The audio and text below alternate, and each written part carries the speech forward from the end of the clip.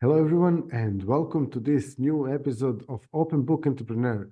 I'm thrilled that we have Lawrence Pizzi here with us, all the way from New York and Manhattan, New York. And yeah, Lawrence is basically a fashion designer. So, Lawrence, please introduce yourself and this amazing business that you have.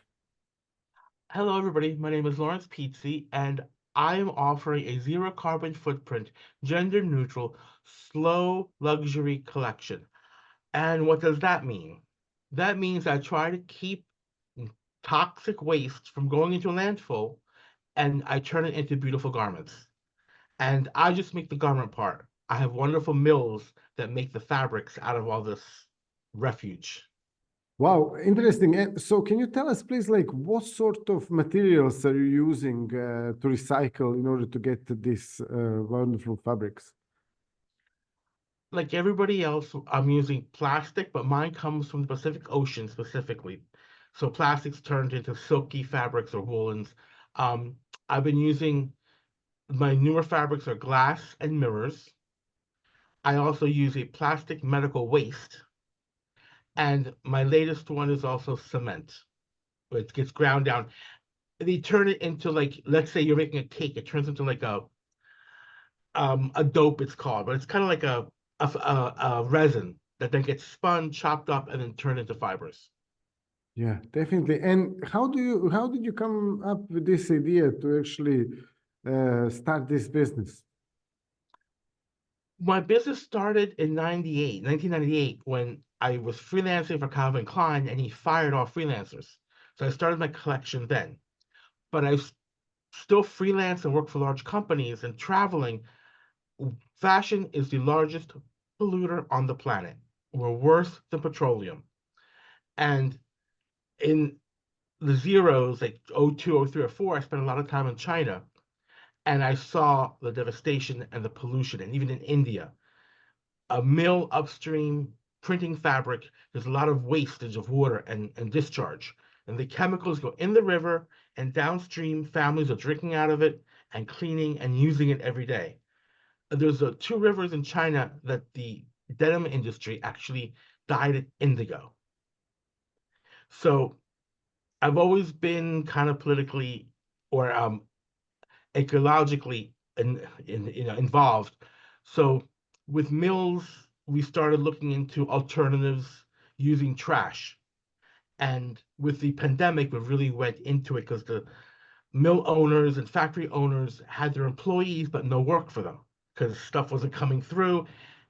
And we actually went crazy because I can print and dye waterlessly, and it's not a computer. We use a technology from buttons with powders and gases, and it's totally eco-friendly. Wow, this is interesting because it reminds me of this professor from Back to the Future, when he was using trash as fuel, and you're sort of like using it to create this fashion. So that's wonderful. Now, tell us also, please, like what's been the biggest success in your business so far? My biggest success, honestly, is the I have organically, responsibly grown cotton from Texas and linen from Egypt. And the natural fibers, I think my clients understand and are comfortable to buy online. When I show my collection, I've learned that the model walking by is pretty, ooh, how wonderful. But when the model stops and you feel the fabric and she opens up the jacket and you feel the dress, it wakes people up to saying, wow, this feels just as good as, if not better than the silk. I'm helping the environment and I'm getting some traction with that. It's the supply chain issues that I'm having Yeah, that yeah, hold me back. I can imagine. And then on top of that, like obviously, a lot of people would ask probably like if you're using all these materials, like how do you make it safe for people to actually put on their skin and stuff? Well, that actually happens when they get the raw trash, I call it. They have to break it down and they get sterilized several times. Even the fabrics get sterilized before shipping because I also ask for that because you never know what may be crawling in it or what's around. But they're totally safe. And the one thing I can guarantee is everything that I'm selling, I have worn myself. And like I'm saying, the new fabrics, I already have a jacket in the glass. I have pants in the jackets and pants and everything and shirts so that I know whether it gets itchy, what's going on. I've had fabrics I put on. Oh, look how cute. I come home and the green is all over my body, the dye, or I've broken out for certain processes that they were trying. So by the time I buy a roll, we know that it works. Yeah, yeah, absolutely. Okay, so what is some of the challenges that you're facing in your business right now? Right now, the challenges is like I said, the supply chain, because of what it takes to make fabric. It takes 4 to 6 months to get the fabric made from the trash. And honestly, the large companies like Zara and H&M, they promise to buy so many hundreds of thousands of kilos, and they haven't. And the companies have invested in it, and I'm scared that they're going to close. The other problem for me is I have a sewer, I give her fabric to make things here and there. It's not a sustainable factory in a factory for making money for the owner. It's a sustainable sewing position for the sewer. So it just, especially in the US where it's all about the money, the money, the money, the owner doesn't like that. Yeah, absolutely. And what's your sort of goal for your business for next 3 to 5 years?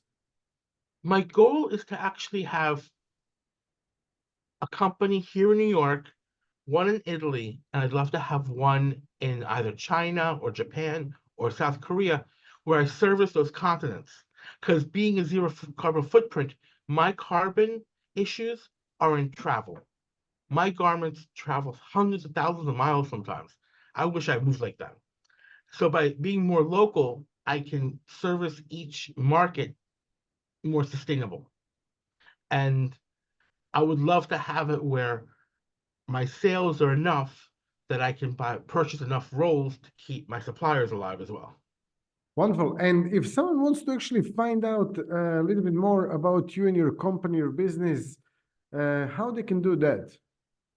I have a website, lawrencepizzi.com, no space, and I have a page in Italian and a page in Japanese, and I tried my best, although my friends have helped me fix my vocabulary because the technology words are so different. You can go and read there about me and Google me. In in 3 weeks, I'm showing in New York Fashion Week. I've shown every season.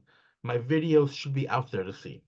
Yeah, wonderful. Okay, excellent. So that's great. And then do you have any tips that you can share maybe with our audience in terms of like, because most of our audience are entrepreneurs. So if you have any tips for entrepreneurs, maybe you can share that. Oh, I have 2 tips. The first one is no means not yes, a yes. I know no to me just means okay, gotta refigure it out. And it's not a wall. And my other advice is when you're starting out and you don't have much money, even if you have a lot of money, the money goes into the product. The walls can be dirty black. We don't care. It's the product. Yeah, wonderful. Okay, thank you for sharing this wisdom, Lawrence, and thank you for being a guest today. Thank you all for listening and watching to this episode, and see you in the next episode.